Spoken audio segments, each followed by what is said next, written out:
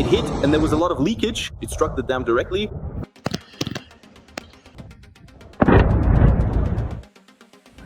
An urgent, brutal disaster has struck Russia. The Belgorod dam has been blown up. HIMARS shattered the silence. An epic moment. Drones hit everything. The first footage, Madhya did his job. Soldiers. Putin's soldiers and equipment are going underwater right now. A lightning-fast move by our forces. The fire of vengeance engulfed the enemy. The heart of Russia has been torn apart. Drones struck Moscow. A swarm of 30 broke in. Urgent evacuation. Putin is deploying his miracle air defense to protect the Kremlin. Disaster crept right up to the dictator. The situation is critical. Russia is at its limit. Watch until the end to find out more about this. Hello, this is Ukraine Today. I'm Victoria Panchenko, and here are the latest events. The Ukrainian armed forces have forcefully broken into the Belgorod region. Russian war correspondents are whining. There are no unreachable targets for us. A powerful strike hit the dam of the reservoir directly. It hit the dam itself. These precision strikes have completely shocked the Russians. You have to see and hear this. Here comes the second one. Enjoy that. Totally charged up. Z channels are literally screaming that the Ukrainian armed forces have attacked the Belgorod reservoir dam 3 days in a row. They say drones were used, as well as another mega weapon that Russians feared like the plague. Maslova Pristan, Shebekinsky district, everyone take cover. Missiles are about to hit the dam, everyone to shelter. Missile threat, everyone to shelter. Second launch, get to shelter. The HIMARS multiple launch rocket systems struck the dam of the Belgorod reservoir. The devastating strike at heart of the Russian Federation was confirmed. Our side tells the occupiers to pull up their gondolas. The visit was carried out by the birds of the 1st Separate Center for Unmanned Systems Forces. The operation was named Dam Hold On If You Can. Meanwhile, the first telling footage has appeared online. The dam was completely destroyed. The water is leaking at full force.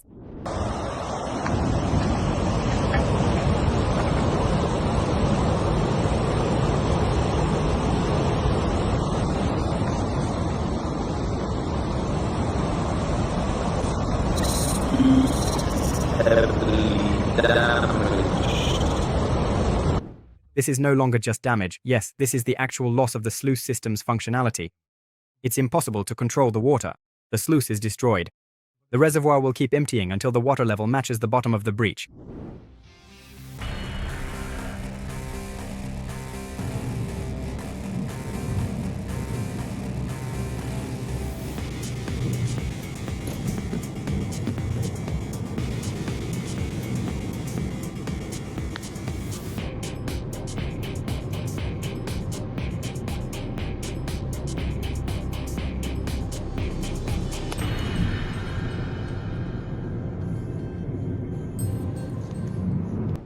The water level in the Belgorod reservoir continues to fall after the strike on the dam. The water has already receded several meters from the shore.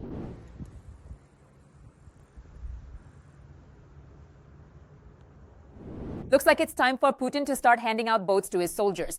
According to propaganda media, the positions of the 128th, 116th, 68th, and 136th brigades of the Russian armed forces, as well as units of the 68th and 69th divisions, are under threat of flooding. And also the 44th Army Corps, which is located downstream. A large amount of equipment could also end up underwater. The Belgorod reservoir was built on the Seversky Donets River, and its destruction will make the river more full-flowing and significantly complicate Russian operations in the region. And the units that have already crossed it are in for a big surprise. The first Russian failures are already known. Putin's army has fallen into a trap. The Ukrainian armed forces made a decisive statement. The enemy's offensive in the Volchansk direction has been thwarted. The units that managed to cross the Seversky Donets have effectively been cut off from the main forces. We are waiting to replenish the exchange fund. However, these are far from all of Russia's problems. Moscow has gone quiet. Ukrainian drones have encircled the sky over the capital in a ring of fire.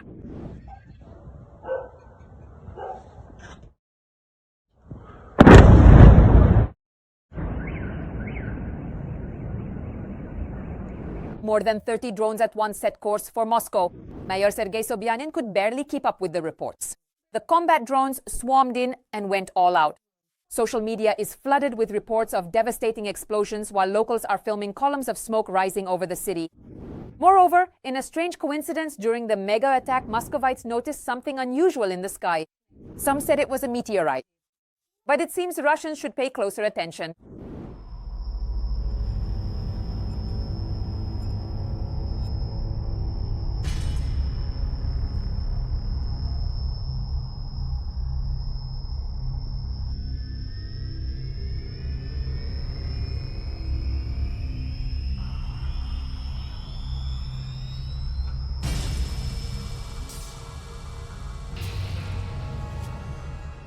According to updated information, the flying objects were Flamingo missiles.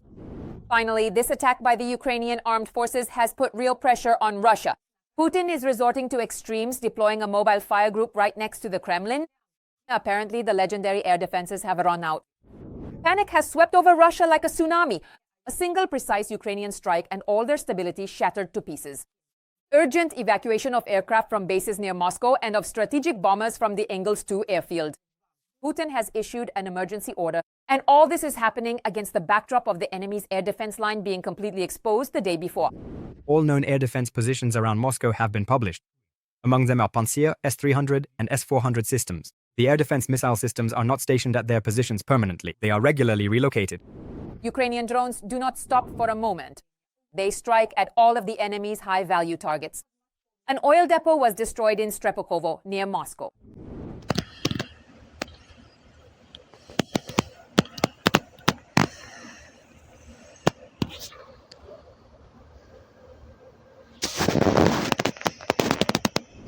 And in addition, the day before, explosions thundered in the Moscow region near the airfield where Tu-160, Tu-95, and Tu-22 are based. It is likely referring to the Chekalovsky or Kubinka air bases. Every voice matters. Join our community, support independent journalism, and help us bring you the truth from Ukraine. Become a member of Ukraine today. Join us now. Right now, Russia is facing an economic catastrophe. The financial system is bursting at the seams. Analysts are openly talking about the risk of an economic collapse, while the authorities pretend that everything is under control. While ordinary Russians are scraping by on pennies, the state is squeezing the last bit out of them. Taxes are rising, prices are hitting record highs, and wages are visibly shrinking. The economic engine has come to a halt. GDP is falling, businesses are shutting down, investments are leaving the country just like the Russians themselves. Is Russia really living out its final days? We'll talk about this in just a moment. The Russian economy is on the verge of sliding into a recession. That means it might not just slow down. It could actually start to decline. This situation is very bad for the Russian economy. This means that the budget will receive less money. A smaller, let's say, inflow of money into the budget means that the gap, or rather the deficit, to put it correctly, will continue to grow. By the way, in Russia, the draft budget has already been submitted. And according to this draft, there will be a deficit not only this year, 5.7 trillion rubles to be exact, but it will also persist next year in 2027 and even in 2028, remaining at around 4 trillion. Industry is also stagnating, and Russian business is even being called a cash cow for the state. Of course, when the state has a deficit, that deficit needs to be covered somehow. It is covered either through external borrowing, as Ukraine does, or by using internal resources. External borrowing for Russia, it seems, is an extremely problematic matter. Business is important as a source of revenue. But whether businesses actually have the opportunity to make money is a big question for me, especially in light of information that more and more enterprises in Russia are now switching to a 4-day work week. And here's what's most important: investments. And this is yet another alarming sign, because in Russia, investment activity has started to decline sharply. And it's only a couple of months away from hitting an all-time low. The head of Sberbank, Herman Gref, said that right now Sberbank is not financing a single new investment project as a bank. In other words, the investment projects that are being financed are projects from the last century, and according to the bans. Because in order to invest, you need to be truly confident that your investments will not be taken away, and that your investments will ultimately pay off. But the Russian economy gives no reason to believe that investments will pay off. And of course, the Russian authorities couldn't come up with anything better to replenish the military budget than raising taxes. thus making the economic situation in the country even worse. To witness a full-scale war that is destroying your civilian economy. You increasingly want to shift everything onto a war footing, and a war footing means you don't care about the civilian economy. Now even the GDP figures make you twitch nervously. This year, growth was forecast at up to 2%, but now they say that 1% is the maximum. The central bank and other organizations in Russia, they say this openly, that there is already a huge problem in that all the growth in Russia's GDP is mainly growth related to the military sector. If we take out the military component, then folks, we're in a recession. But the Kremlin's rhetoric remains unchanged. Either Putin is not being told about the real situation in the country, or he simply doesn't want to notice it. We must not only keep pace with the global economy, but strive to outpace its dynamics by unlocking the potential of our own industries, regions and territories, by developing ties with foreign partners, by widely implementing advanced technologies, and by mastering new promising areas of the modern economy. Russia in general tries to live in a parallel reality because this is classic, any authoritarian model does this. Of governing a country, when the country says everything is fine, don't pay attention. To paraphrase a well-known saying, if a cage with a tiger has a sign that says it's an elephant, you have to believe what's written. There, politically, it seems to me, they forbid talking about problems in the economy. In fact, there is more and more evidence of this. The closure of statistics. But if everything is fine, then why hide the statistics? And still, the main question is what happens next? Does Russia have a chance to get out of this vortex?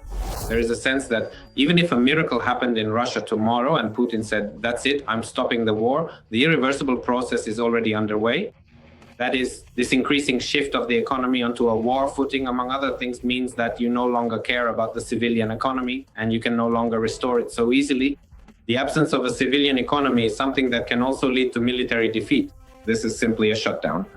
More and more enterprises will be closing and people will be earning less and less. And this will result in discontent. It seems the Russian economy is at a dead end. Growth is minimal, resources are running out, and optimism is sustained only by the Kremlin's words.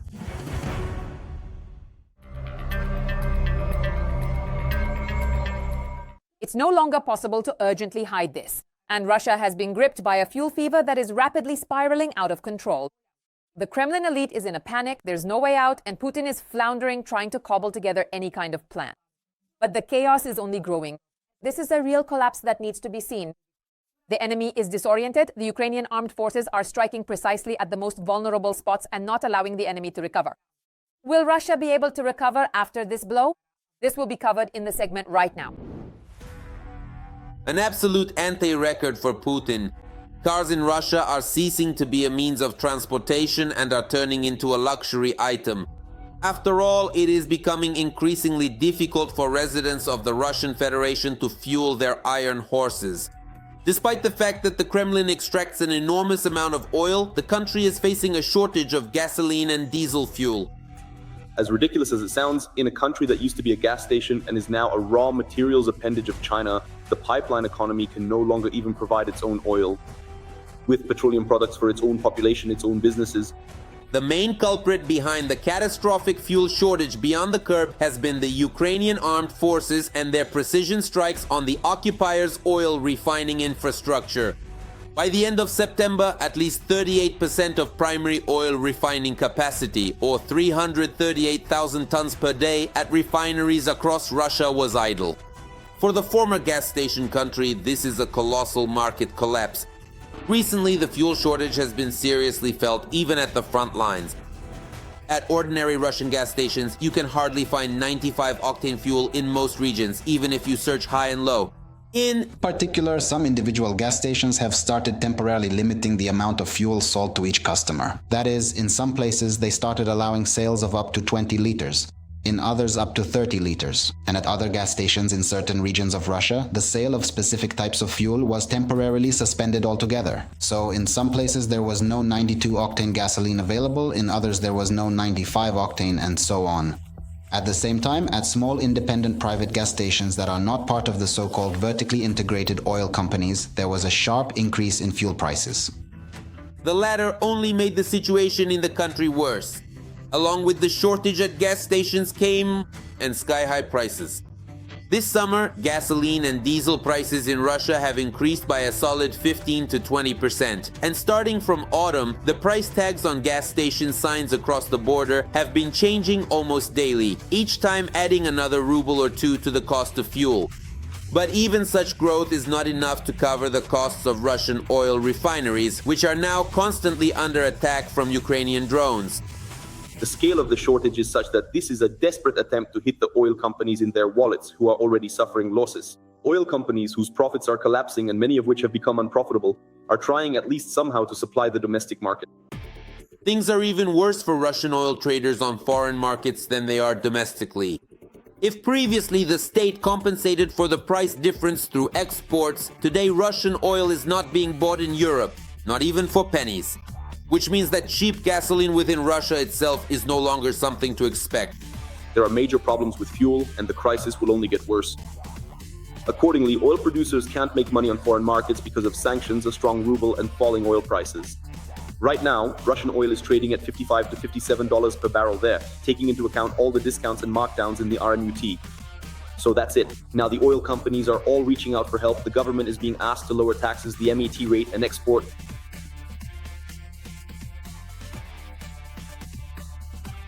The Russian economy has nothing to patch this hole with. In the end, the Kremlin couldn't come up with anything better than to announce the start of fuel imports into the country while simultaneously halting all exports of gasoline and diesel from Russia. So basically, they've decided to import gasoline. Well, Putin has won. He used to say Russia wouldn't be a gas station country. I think this is a victory. We really need to highlight that Russia will now be buying gasoline. How can you not recall Churchill, who said that when the Soviet Union starts buying wheat, that's when it will come to an end? Well, in much the same way, when Putin's Russia starts buying gasoline, after a while it will come to an end, just like the Soviet Union did once.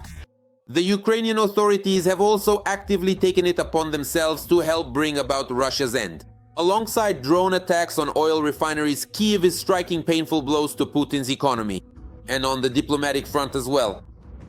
If Ukraine synchronizes its strategy to reduce Russia's resource base together with its allies, with Europe, with America, with Japan, and so on, then sanctions will be imposed very quickly. And even South Korea and Singapore will simply be afraid to supply gasoline to Russia, so as not to fall under sanctions.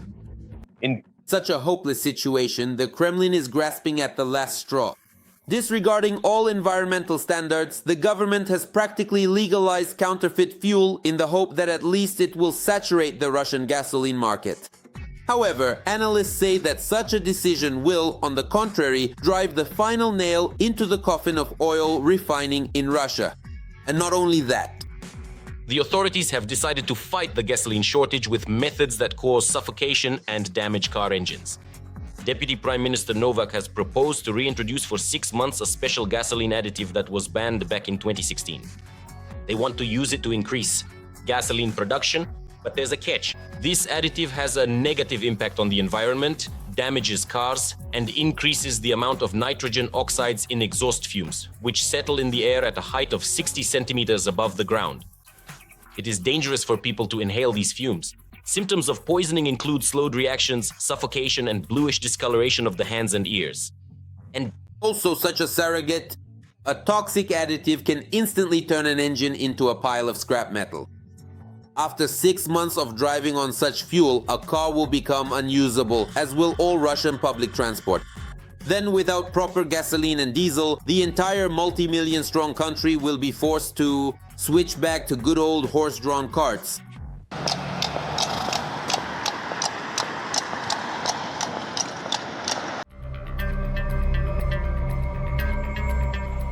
How do you assess the recent lightning-fast operations of the Ukrainian Defense Forces? Share your opinion in the comments, like the video, and stay up to date with the main news. There are already 475,000 of us subscribed, more to come. See you soon.